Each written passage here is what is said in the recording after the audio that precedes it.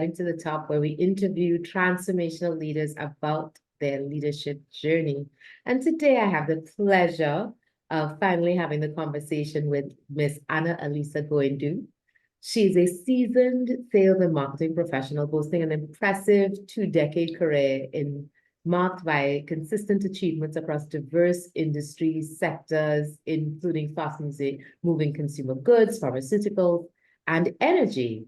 And her career trajectory recently culminated in her being appointed as the acting president of NGC CNG Company Limited on April 1st, 2023, which I thought was so incredibly exciting. And this role follows her tenure as sales and marketing manager for 7 years, during which she played a pivotal role in the low carbon transportation sector, which now uniquely positions her to drive sustainable initiatives and further develop her leadership skills. Now, her acting presidency of NGC, NGC has gone through some changes, so we'll talk a little bit about that. But I think it's been so amazing, especially when these historically led male organizations, give a woman a chance, and she has a chance to lead and leads well during that time. So and continue to be so incredibly proud of you. Welcome, Anna-Alisa. Thank you so much, Racquel, for having me and for the warm sentiments, of course.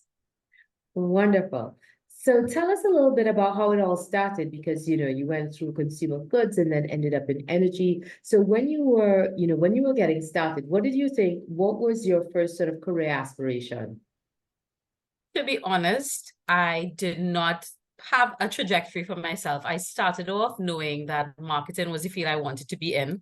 So funny that I started in logistics and then got the opportunity to move into brand management. And that just shot off into sales manager, marketing manager, and I've always carried the passion for it. And you always just aim to be the best that you could be at whatever you do. And that is exactly what I did. And the doors just kept opening, the opportunities. I think, I was finishing my MBA, had finished my MBA actually, when the position at NGC CNG had opened up. And it was not something I naturally would have applied for, because again, you tell yourself, okay, I'm comfortable where I'm at. And it was my peers actually who said, hey, this looks like it's for you. And I remember thinking, no, this is not. At that point, I was actually in pharmaceuticals, and again, comfortable. And they insisted. And I said, okay, by a long shot, I will, throw my hat in the ring. And one led to another. You ended up in a job in a totally different field. And as you mentioned, it's a male-dominated field. So it tends to make you feel as if, okay, am I going to really hold the reins on this and get a handle on it? You're in room filled with seasoned professionals who have this expertise. And then soon enough, it, started to be at, nothing that fazed you. It was something I became comfortable with. And I realized, okay, the more uncomfortable you are with shifting, that is where your growth has to go. And the same continued. I was in sales and marketing, and then our former president, he would have retired, and my board, led my chairman, would have elected me to continue leading the organization, which I'm doing now, as we have transitioned from NGC CNG to NGC Green. Wonderful. So just to go back a bit, and we'll come back to what you're doing now with NGC Green, which I think is amazing. But you talked about, starting off in marketing, and you will find that when you look at marketing programs, by and large, they're dominated by women, and lots of women are seen in this space. And so it's amazing that you were able to take that start in marketing and then transition into all of these other programs, whether it was sales management, pharmaceutical sales, and then energy. Right? Yes. And so for other people who start off, because I feel like the vast majority, probably the largest subsector of lines of study would be marketing. For all of the people who start there, how do you then use that start to pivot into all of these different areas? I always say that it is the foundation that you can move that skill set and that knowledge base to anything. I always think of wherever you transition, that's your product, and you already have that knowledge base. So nothing shifts. I mean, you go into any other field, any other sector, you still have to learn about your customers. You still have to touch the ground. You still have to look at the dynamics in the environment. It is still your five forces, all the terms that you use in marketing, in the real marketing world, you just move it across now to the different industries and apply it, because nothing from your foundation changes. And it has worked because, again, you always need to have that touch point with your people, with your customers, all the stakeholders involved. And of course, you don't ever stop learning. So, I mean, as you move your skill sets from marketing into the other sectors and other positions, you then have to, start inundating yourself with whatever material to help you with the growth of that industry. So I would have started to learn about, again, energy, sustainability, everything that came along with pharmaceuticals when I was in the pharmaceutical frame, but you have your base. So be confident in that. And that's really great advice, huh? But then by the same token, you said that you were comfortable and you weren't necessarily exploring new opportunities because of discomfort. And I feel like, that is a huge impediment to women getting to the highest levels of leadership, because you'll get to a particular place in an organization and say, you know what, I'm comfortable. Yes. And sometimes I feel like comfort is the enemy of our progress. So you had to be pushed by your peers into exploring these other roles. Looking back on that, would you have jumped at the chance, or are you more eager now to jump at an opportunity versus sort of being comfortable where you are? Yes. Now I am. Now I've seen where that change and transition occurs for yourself and in every sphere, because I mean, even at that point, I was single parenting, and you tell yourself, I can't do this if I'm in a comfort space where I have every little piece of the puzzle together. Why shift this? I don't know. And the fear of uncertainty, of course. Then you get through it and you look back in hindsight and said, hey, I did this. I figured it out. And it gives you now the confidence that any opportunity in front of you, that door, open and walk right through. You can, if you've done it before, you can do it again. I love that. I love that, because a lot of times, right, people are scared about doing new things. But if you are human and you've lived past the age of 12, you've been through some tough stuff, right? Yes. And you've survived. And I think sometimes, somehow, we're not necessarily willing to look at the fact that whatever's the worst thing you've been through, you have survived it and you are still going. So that needs to engender a certain level of confidence in you to say, I can do tough stuff and I can take on these big challenges. And speaking of big challenges, you started out in marketing and moved into some very technical areas like pharmaceuticals, like energy. How did you prepare yourself? How did you get comfortable in a field that was so highly technical, coming from a marketing background? I would definitely say mentorship plays a big role. So don't be afraid to reach out for that assistance for those persons who would have that technical abilities and would be willing to share it. And again, continuous learning. So explore all the possible, courses, anything that can help you increase that knowledge base, and anything that you're uncertain for, ask questions. And I said that from the get-go. I remember having meetings and they would use these acronyms that the energy persons, and this is me, Googling under the desk because I don't know what they're speaking of. And then I said, I don't know what this means, because what I'm getting on Google doesn't connect or correlate to what you're saying. And they're like, oh no, this is an internal acronym, X, Y, and Z. And then I realized, you know what? I am honest. I don't know. I did not come from the fields. So ask a question, take it upon yourself. Of course, you have to take ownership of it. I had nights, Racquel, I sat down and went through the whole energy chain from gas, drilling, exploration, because appreciate I did not come from knowing it. Even on the political side, you don't understand the whole sphere of your cost breakdown, all the petroleum acts. And I would sit down and write notes as if I were in school again, just to ensure for myself I was comfortable when I'm in a room or when anything is being addressed, I understand. And then I had great peers along the way that I would pick up a phone and say, hey, explain this process to me, explain this policy. How can I get more information on something?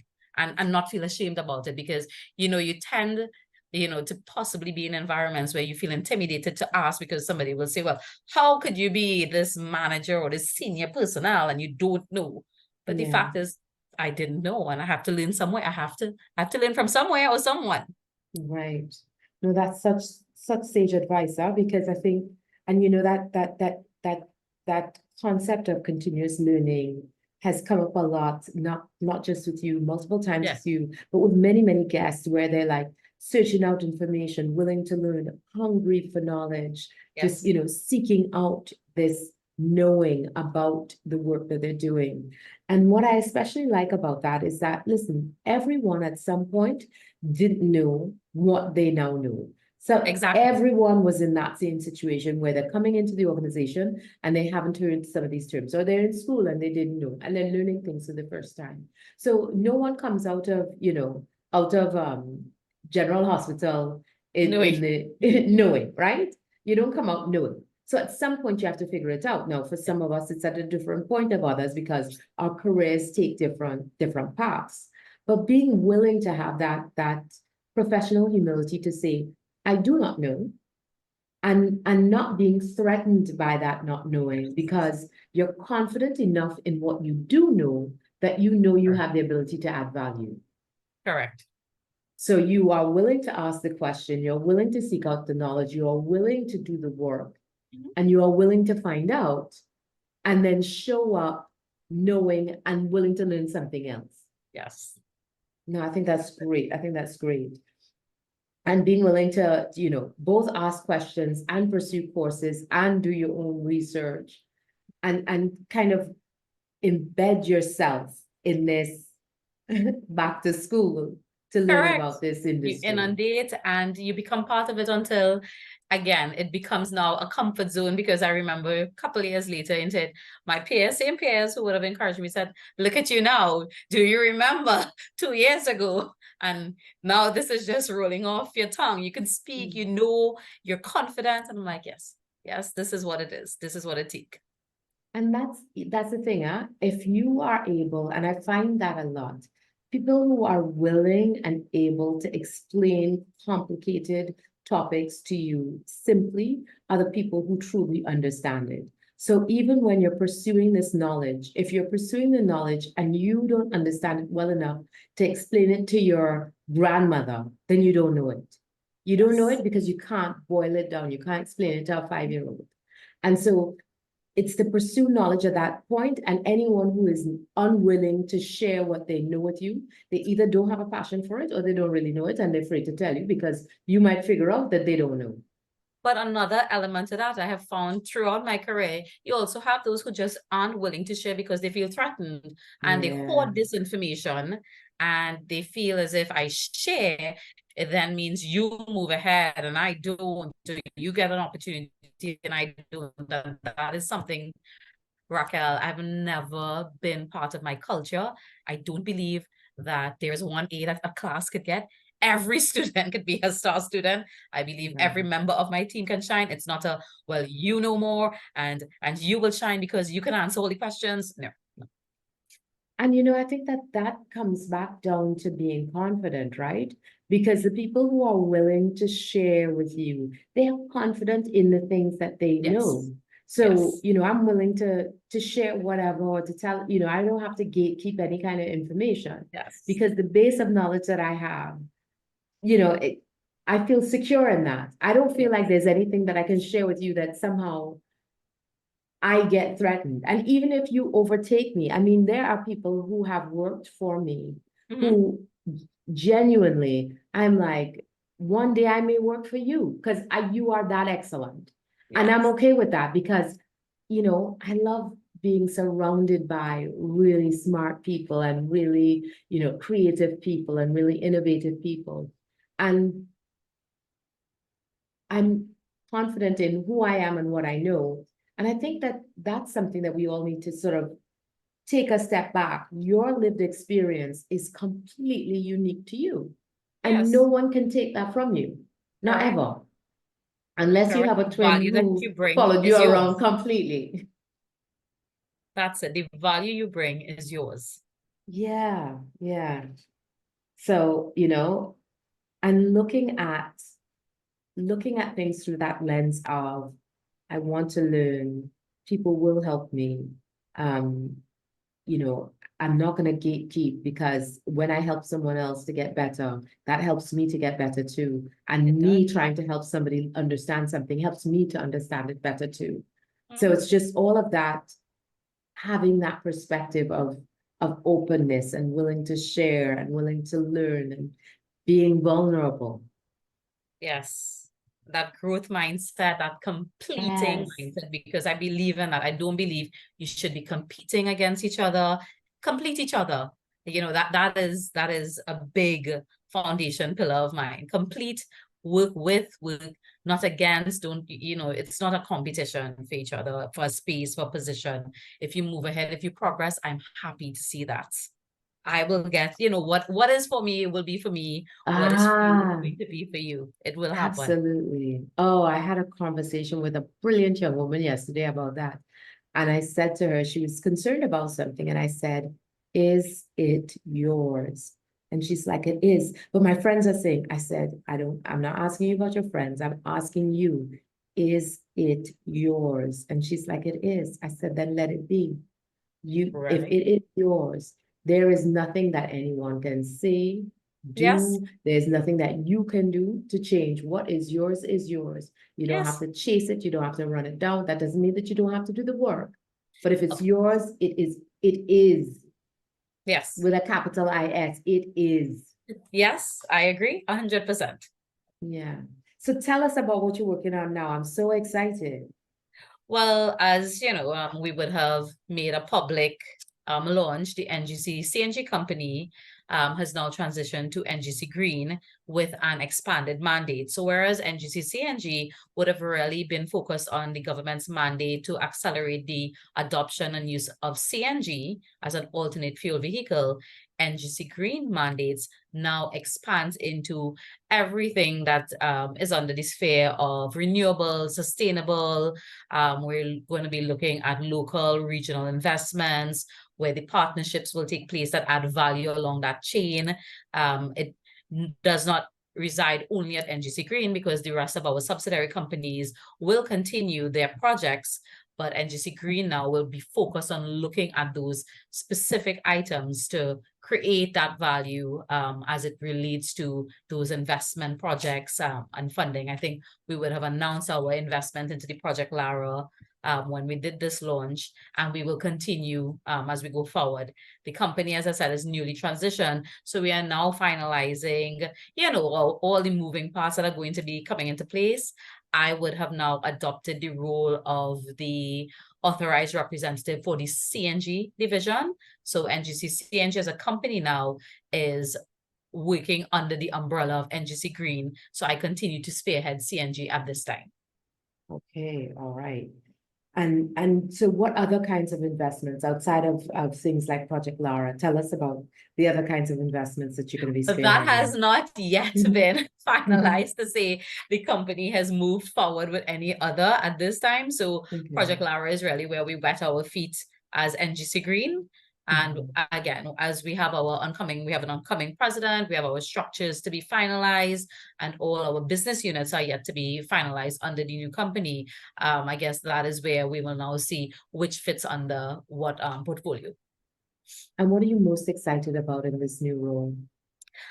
I think it's just the newness of embracing what is ahead. It's exciting to know that we're spreading our wings, because even when I came into CNG, that itself was a new field. It was something we created from ground zero.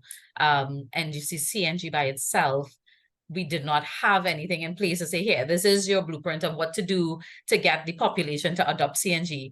We had to work on our plans, our marketing, communication from ground up. We had to develop all our programs, get all the public-private partnership going. We facilitated the entire industry where, you got converters on board, financing partners. It was exciting. It was learnings. And I think for us, the reward comes from meeting that man on the ground who says, CNG makes such a difference. The savings that they have in their pocket now has been able to afford them to send their children to extra classes, to medical school. You hear these real testimonies, and it gives you that fulfillment of what I do. I have that passion, I have that love, and I see it redounding in success.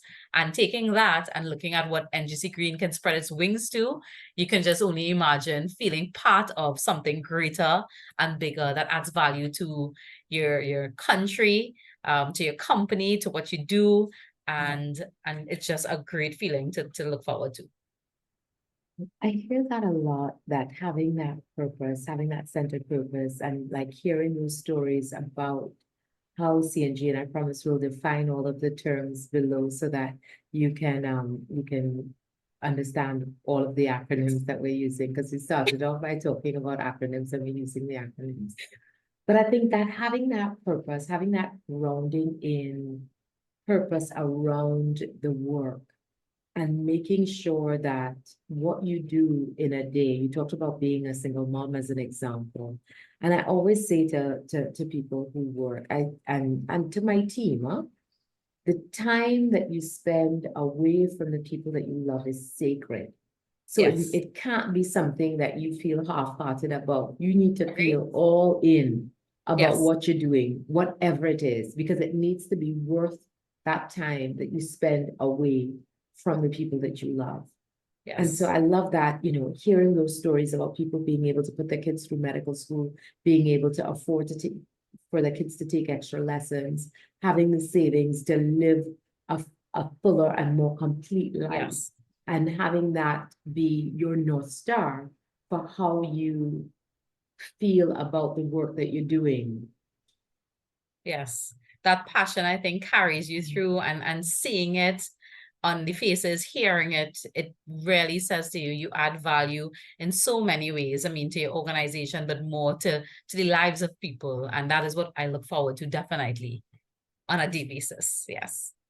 And what kind of leader are you? Like, if we were to ask people who worked for you, what would they say? I think that you will end up hearing the term probably a servant leadership kind of style, because I believe in empowering my team. I believe in seeing them progress. I believe in pushing them to get the potential that I see in them, even if they don't see it in themselves. I am definitely part of that. I also think they will say some words of transformational. I love to inspire, motivate them to achieve more. So a mix between it. And I believe that, again, my style is to be part of. So I am never far removed from the ground. You will see me as an acting president in a maxi taxi hub doing a promotion.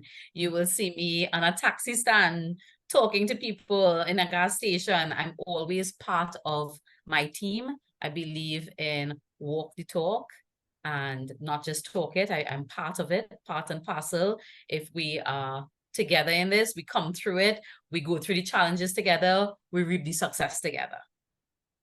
I do not believe that even prior, I would always say I was part of, I had the opportunity to be coached as a facilitator for the John Maxwell 360 degree leadership program. And as one of the facilitators of the program, it taught you that you can lead from anywhere in an organization. You don't need a title. And that is something I have believed in. That is part of my ethos, that you could lead from anywhere. So I will empower an admin to make a decision. They're like, Miss Goindoo, should I do X and Y? You decide. I gave it to you. You don't need to call me if you need to edit a sentence that you don't need to do that. You can do it. And I believe that is, something that, again, my team would appreciate, because it pushes them to something greater. Now, you touched on a couple of really great points there. And I find that I've had a lot of guests who say that they're servant leaders. I need to find somebody who comes on and says, I'm a draconian leader. Because I just feel like... I am cautious and exactly. I'm ready to cautious. No. That's the thing, because everybody's a servant leader. And I was like, I don't know. I feel like I've had more than my fair share. Like if I were to do a global survey Yes. on is your leader a servant leader, right? I would Right. probably get like a 10 to 20%. But somehow 100% of my guests have been like servant leaders. And I was like, either I'm just picking only servant leaders, or not everybody's actually a servant leader. And I don't know which one it is. But it's really it's interesting that we all view ourselves in that way. I would say that I am a servant leader at times, but other Right. times I'm willing to be a dictator, right? I will, And agreed. there are Agreed that times most, when it's a democracy, and yes. there are times when I'm like, listen, when heads roll for this decision, Mhm. I have to be willing to say, you know what? At the end of the day, I can't blame anybody else. And so this one, what we call it in our organization is the hill I'm willing to die on. So Right. we all, it's not every hill you want to die on, but you're like, listen, this is a hill I'm willing to die on. So here's how it's gonna go. And then, people kind of mark off their territory and you're like, okay, Right. all right, hill you're willing to die on, I'll let you have that one. And then you kind of only sort of defend things that are like near and dear and you feel really vested in versus being willing to die on every single hill. But I like that, empowering and pushing people to their limits. So what do you do when you get people pushing back on you, pushing them beyond what they think they're capable of? What do I do? What do you do? I put my foot down and say, you are going to do this because I believe in you. I know you're not backing out. I actually had that some time ago with a staff that I invited to attend a high-level meeting as a first timer. And this staff at first said, maybe okay, and then came back and said no, the day before and said, I think you have another manager who can do this. And no, I will just sit this out. And no, I don't feel I should be in front of this board and these people. I said, no, I've already committed that you are going to be there and you will show up, you will dress and you will show up and you will present and you will be just fine. Nice. And that's the only way. I said, even if you're going to make some fumbling moments, even if you can't answer something, it's going to happen. And then the next time is going to be better. And every time after that, it's going to be fine. But you need to start somewhere. And that's what I do. I tell them, for every one of them that comes and says, no, you have to start somewhere. Yeah. As if you don't feel confident in yourself or you don't think that you could withstand the drill, you got to start somewhere. And So I I stand think my ground. and you're never good unless you fall on your face at least a couple of times, right? Because you don't build that resilience. And some people are like, oh no, and what if it doesn't go well? What if it doesn't go well? This is not, this is not I don't want to call the country's name, but nobody's gonna like shoot you. You're gonna be a little embarrassed, but you're gonna recover and you're gonna move on. Like, what I is would the say worst that that can happen? sales and marketing, being in that field for those many years, you have that tenacity to go through because some months you hit your targets, some months you don't. You have to report this to your leaders. You're responsible ultimately for the company's bottom line. There are campaigns that hits, there are some that miss, but every month you're back at it. On the first of every month, you're going to start back fresh. You forget, you forgive yourself for what would have gone wrong. You take the learnings from what went well and you continue to develop on that. So I think that background gives you the, those broad shoulders that you take it on you. Yeah, I think you have to be willing to kind of put yourself out there, right? Yes. And I saw this thing on social media where this girl just set out to get rejected, and she ended up trying all of these things that she wouldn't have tried. And like she got through more times than she didn't. And she was like, I would have never applied for this job if I wasn't trying to get rejected. I would have never talked to that person if I wasn't trying to get rejected. And it's like, the lesson in that was we are our own barrier to progress. Yes, of course. Yeah. And things that I thought personally that I would never survive, you go somewhere and you say the wrong thing, or you have the wrong number, or somebody asks you a question and you don't know, and you're like, oh, I should know this. I should have, yes. And you beat up yourself. But at the end of the day, you survive and you live to fight another day. Yes. But if you don't put yourself out there, then you never grow. You don't learn anything. You don't And you won't get be any better for it. better. No, Yeah, no, yeah, you won't. yeah. And so I guess the lesson here is not just to put yourself out there and be willing to make a mistake, but also be willing to encourage others, right?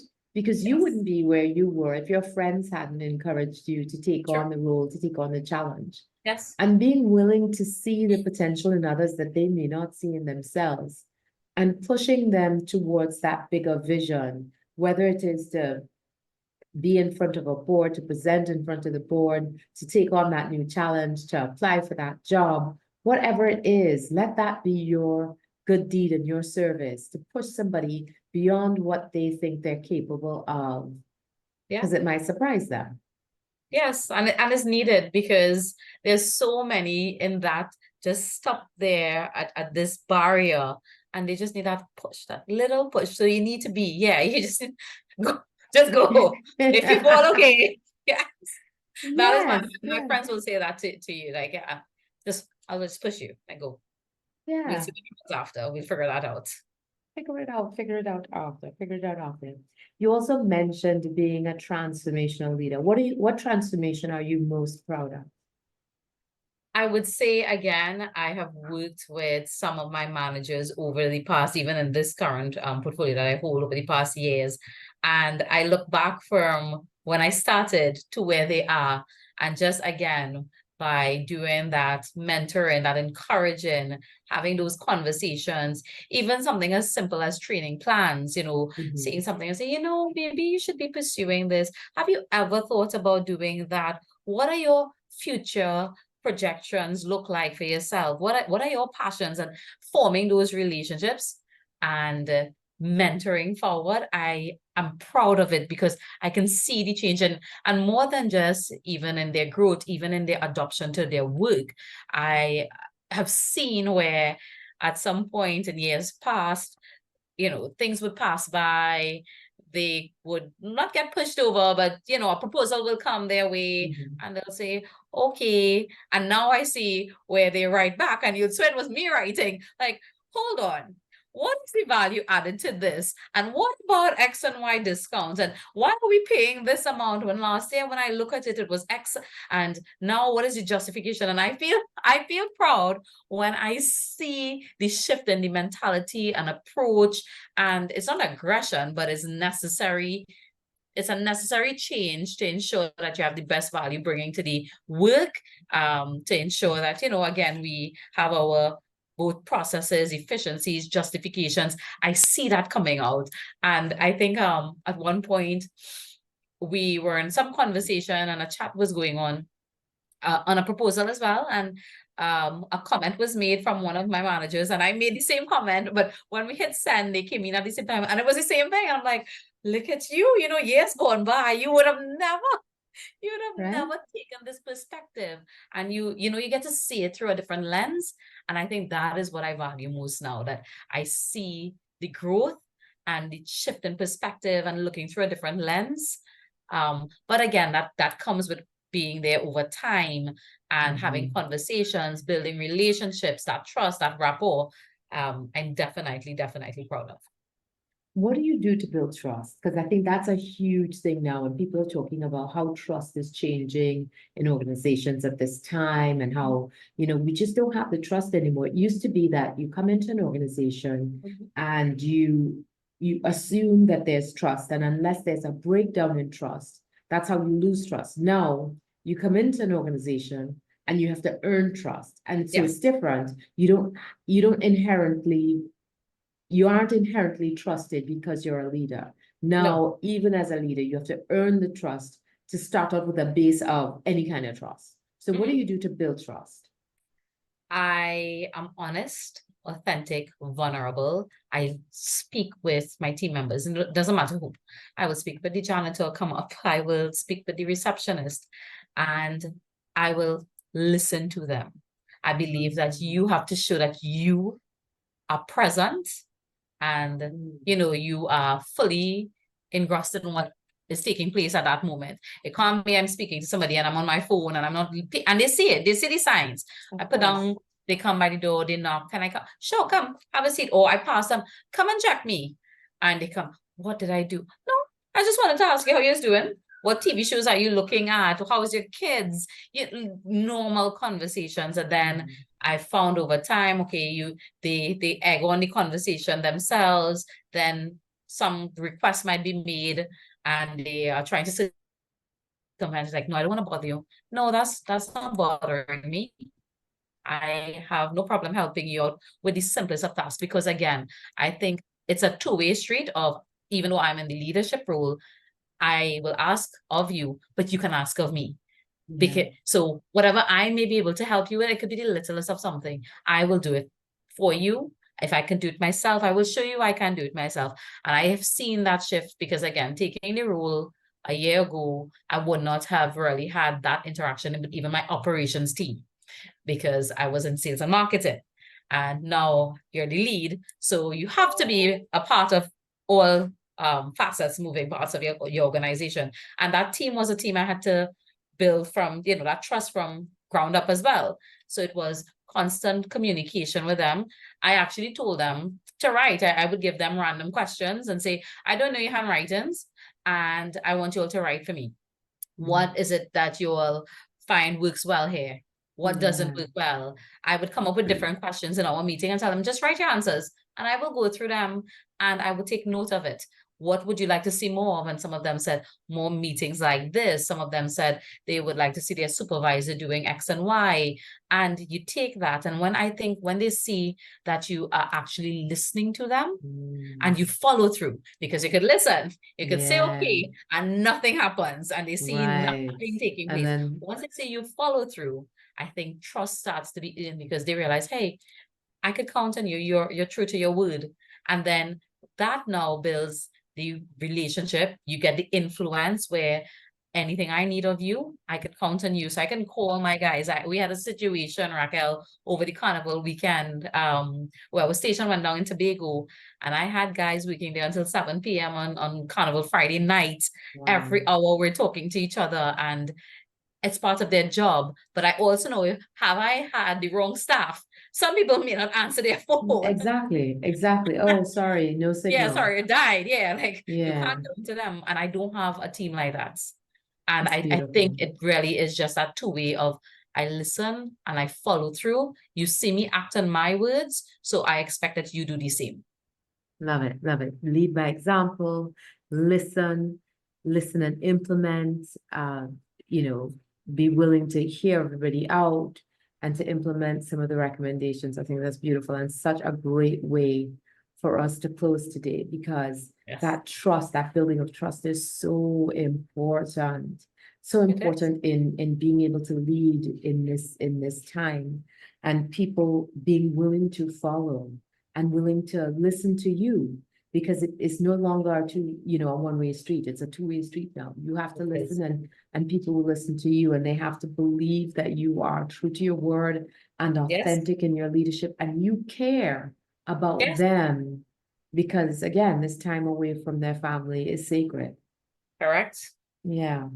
So I think that's great. Thank you so much, Anna-Alisa. This has been great advice, great information. I love your passion for what you're doing, the transitions you taking on, the new challenges as they come, your growth in being willing to put yourself forward, and that openness and hunger for learning, which I think is something that serves all of us so very well.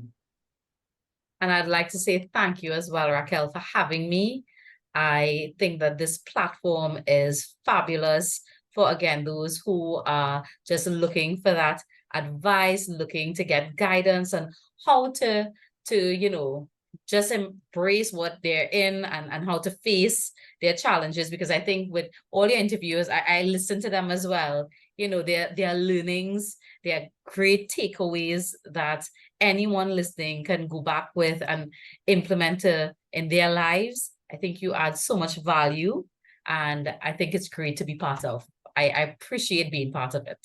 I really appreciate you as well. And I want to say thank you to everybody who, while I was on the road for Carnival, lots of lovely young women came up to me and said that it was nice to meet you in person, and that they listened to the podcast. And I was like, yes, it was so fantastic for me meeting some of you, despite being half naked in the road. It was still amazing, amazing, amazing to meet some of you and to know that you listen. And please, if you have any questions about, for Anna-Alisa or any of our guests, just message in the comments so that we know what your questions are. I think navigating your career is hard, and there are shortcuts to be taken. And what we want as much as possible is to arm young women with those shortcuts so that you can get to the top as quickly as possible, because we need more women in leadership. We need more diverse perspectives. We need more lived experiences to help guide us on this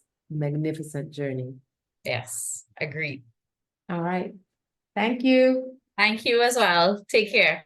And if you aren't already subscribed, please subscribe. We're looking forward to hearing from you. Hopefully this adds some value to your life. Bye. Bye-bye.